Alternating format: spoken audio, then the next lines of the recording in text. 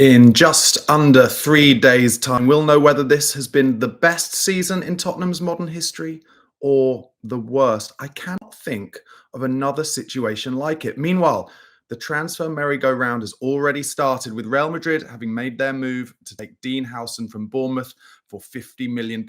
Where does that leave Christian Romero's dreams of moving to Spain? I'll be discussing that, as well as some massive transfer links to Tottenham and all the latest pre-Europa League Final news on today's live daily Tottenham Hotspur news. Thank you guys for tuning in.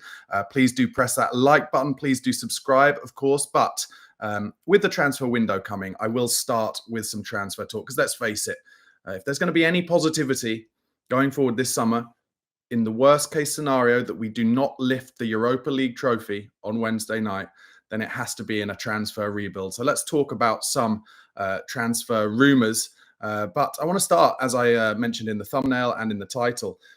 Dean Howson has now gone to Real Madrid, £50 million.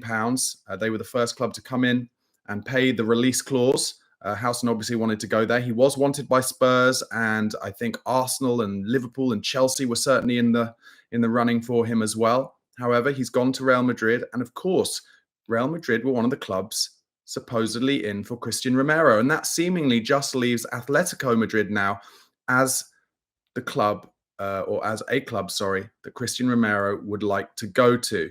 Now, I do think Atletico Madrid are a club who spend a lot of money on transfer fees. They've certainly bought João Felix a few times for absolutely ridiculous sums. So in terms of Daniel Levy being able to put a sum on Christian Romero's head that a club like Atletico Madrid might come into, I can see that happening. And in fact, Brian Maguire in the comments says he's actually already gone. He's already agreed personal terms with Atletico Madrid. Now, that may well be the case.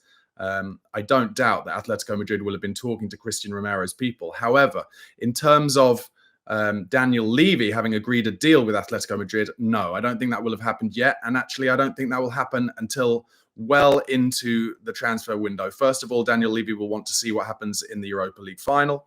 He'll want to see whether Christian Romero, if we were to win that final, might have a change of heart and might actually want to lead Spurs into the Champions League next season. Because I also think there's a high chance, and let me know if you agree in the comments, I think there's a high chance that Son Heung-min may be playing his last game ever for Spurs on Wednesday night. I could certainly see him potentially moving to another club in the summer, which would leave a space open for a captain. And Christian Romero, obviously, is the vice captain at the moment, could take that space. So there is definitely the possibility that minds could be changed after Wednesday night if we were to win that trophy. So let me know what you think is going to happen with Christian Romero. I would say I think it's still most likely that it'll leave, but I think Real Madrid, unless they're willing to really go big on reshaping their backline, I don't think it's likely, if they spend £50 million on Dean Howson from Bournemouth, for instance, then Daniel Levy will straight away go, well, Christian Romero has won the World Cup, he's won 2 Copa Americas, and you've just spent £50 million on a kid who's only played 1 Premier League season. So if you want to get Christian Romero, you're going to have to double that. That's probably what he would say to Real Madrid, and there's no way I think Real Madrid would be willing to pay anywhere towards £100 million that Daniel Levy would probably ask for from them. Atletico, though, and Diego Simeone, I do think those links are realistic. And I think maybe Levy would look to get 80 million from them, and maybe they'd do a deal around 70 or 65 with add-ons or something like that. Don't forget that Christian Romero cost us a lot of money when we got him. He was on the books of Juventus, wasn't he? But he'd been on loan at Atalanta. So they're going to look to want to get that money back and more. Okay, more transfer rumours for Spurs this week. Apparently, we're one of a number of Premier League clubs tracking Javi Simons of RB Leipzig. And it's believed that the German club value him, he's 22 years old, at about 80 million euros or 67 million pounds. Spurs apparently looking to bring in one marquee signing this summer. And of course, Champions League football next season will be key in the possibility of that deal progressing. As ever, with everything Tottenham-based at the moment, it all relies on the realities of this Wednesday night. If we can get over the line against Manchester United, it changes the entire summer in terms of the kind of players that we can look to buy. And Javi Simons would be one that we could look towards potentially if we did get that over the line. HMQ says in the comments, we'd need some serious replacements to make Romero stay. David Eza and a 6. God, I'd love Eza. He was so good in that cup final. What a brilliant finish that was. And he's just a fantastic player. Let's talk a bit more about Javi Simons, though. He's emerging as one of Europe's most sought after talents. He is just 22, as I mentioned. He's contributed 10 goals and 7 assists across all competitions last season, or this current season, sorry, showcasing his versatility and creativity. Leipzig have not qualified for European competition, so that does up the chances of him moving clubs. However, he's actually, let me know in the comments if you know this. Is he still on loan at Leipzig from PSG? Or did they do a deal last summer and therefore he's available? I think they did a deal last summer. He was on loan at Leipzig initially, and then PSG did sell him to Leipzig. And that's why they've set an asking price of 80 million euros to try and make a profit on that fee. He developed at Barcelona's La Masia academy. And like I said, was on loan at was at PSG and at PSV Eindhoven. He played for PSV Eindhoven as well. He's technically skilled. Tactical awareness is good. And be interesting to see whether he is a possibility for Tottenham Hotspur. Alex Donwell says they signed Javi in the transfer window, in the winter window. So he's an interesting talent, that's for sure, and someone that I think Spurs will be in for once again if we win that Europa League final.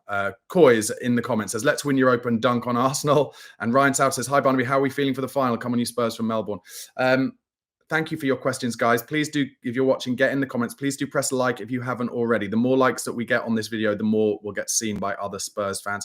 How am I feeling for the final, asks Ryan. Well, I'm nervous, mate. I've been a Spurs fan for, 37, 38 years.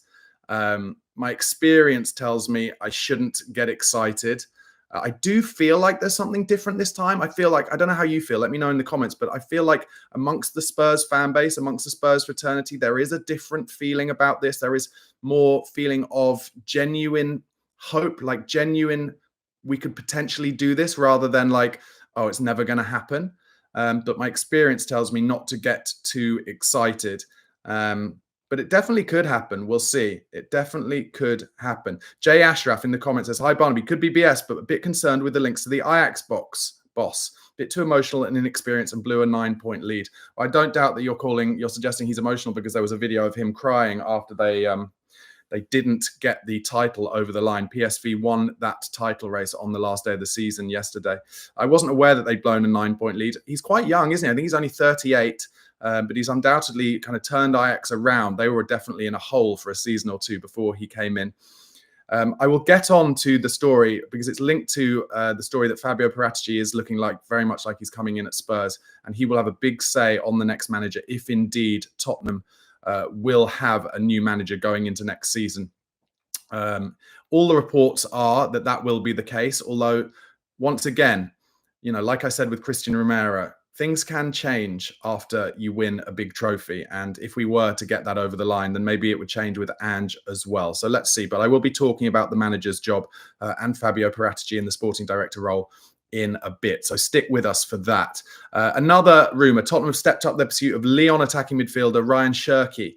The 21-year-old is in the final year of his contract with the French side and could be sold at around 35 million euros. One of the most exciting talents in European football, and he delivered 12 goals and 19 assists across all competition, including 8 assists in the Europa League this season, making the first player in over 20 years to hit that mark in the competition. I've talked for a while about how, in my mind, we've never replaced Christian Eriksen properly, and Ryan Cherki reminds me of a young Eriksen, a proper playmaker, a proper maverick. His creativity and flair are on full display as he led Ligue 1 in expected assisted goals per 90 minutes and ranked among the top for shot-creating actions. And that is why he's on the radar of several top clubs. Manchester United, as well as, of course, like I mentioned, Spurs, but also Liverpool, City, Arsenal, and Chelsea. As I mentioned, his contract runs till 2026, but Lyon do have financial difficulties, and that is why they may look to cash in on him this summer. He can play as an attacking midfielder, a winger, or even up front, offers versatility, and of course has a very high ceiling because he's only a boy still.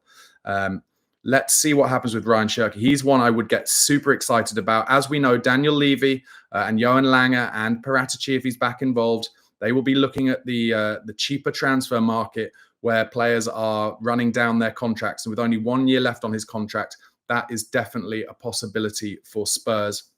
And one thing I would say that credits Spurs or benefits Spurs in this kind of situation is you only have to look at what happened with Lucas Bergvall. Made a big signing, made his big signing to Spurs, and then immediately got thrown in the team and grew so quickly, similar to Archie Gray, although his growth has stunted a little bit recently. So someone like Ryan Cherki will look over there and say, well, I could move to a bigger club, maybe a Chelsea, but will I get in the team straight away? Definitely. If I went to Man City or if I went to Liverpool or Man United, would I immediately get in the team? Whereas at Spurs, you see that these youngsters are getting in the team and that they are growing. And hopefully, especially once again, if we manage to win the Europa League, that is something that might persuade some of these young talents to come. Another of which is, of course, Lille forward Jonathan David. Spurs, as well as Napoli, Villa, and Juventus remain in talks to sign him on a free transfer. Of course, he is Lille's Canadian sensation. He's 25, and it's been his most prolific scoring season to date. 25 goals and 12 assists in all competitions, particularly lethal in the Champions League, where he scored 7 goals and 10 assists, had 10 assists in 10 matches, including amazing performances against Real Madrid, Atletico Madrid, Juventus, and Liverpool. He's been at Lille since 2020 and scored 109 in 233 appearances. That's a really good record for a striker. And he is now the club's third leading scorer, highest scorer of all time. Before he went to France, he was playing for Ghent in Belgium, where he scored 37 goals in 83 appearances. Still an even better goal record back in Belgium. And for the Canadian national team, he scored 37 times in 32 times in 61 caps. And his contract expires June, and he's just told Lille that he will not be staying. So Spurs are interested, as are Napoli, Man United, Chelsea, Liverpool, and Arsenal, as well as apparently Barcelona. I made a little video that I put on YouTube Shorts. Go and check that out if you haven't already. A funny little video about Jonathan David and Javi Simons. Go and check those out. I'll be releasing a couple more over the course of today where I talk about all of these things. But Jonathan David, he is on a free, and that is one that Spurs, I'm sure, would love to get over the line. He apparently is after a 12 million euro signing bonus and a gross salary of 10 million pounds, but with no transfer fee. You would like to think that that wouldn't necessarily be a problem. But who knows with Daniel Levy? I think, like I said, it will be a very dependent on whether we win that game on Wednesday night. Okay, that's the transfer talk, guys. Thank you so much for watching. Before I go on to the rest of the news and the Europa League final reports coming out before Wednesday's game, if you haven't already, please do press like on this video. Let's get this seen by as many people as possible and into the suggested videos of as many people on YouTube as possible. Also, if you're not subscribed to my channel, please do press subscribe. Really appreciate it down in the bottom right hand corner. And you can also listen to this when you're out, when you're in the car, when you're walking, wherever you are, on Spotify or Apple Podcasts or wherever you get your podcast. Just type in the Spurred On podcast. Come and find me there. Give me a rating and a comment. Okay, Tom Barkley, reputable journalist, has said once again, Postecoglou is expected to leave Spurs after this season, regardless of the outcome of the Europa League final. And in the same article, Tom Barkley says that Paratici is set for an imminent return. He will have influence on who is the next manager of Spurs, provided that Postecoglou does depart as expected. As we talked about there, one of the managers linked is Ajax's Francesco Farioli. The Italian manager is now in the frame alongside Marco Silva, Iraola from Bournemouth, and Oliver Glasner on the shortlist. Now, for me, guys, let me know what you think in the comments. But for me, Oliver Glasner is the one I would go for first. I think it would be a difficult deal to do with Crystal Palace, but if they show him interest, he's a Europa League winner with Frankfurt. He's now an FA Cup winner with Crystal Palace, and he plays it. He still plays attacking football. He plays on the transitions. It's like Conte, but he's not as defensive as Conte, in my opinion. But also, he's not going to wind up the players and annoy the players and frustrate the players the way that Conte did. So that's why I think Glasner could be a good manager for Spurs. We have good dealings with Germans previously. Think about Jurgen Klinsmann, and he would be top of my list. But let me know how you feel in the comments, guys. Could be, it's all very subjective.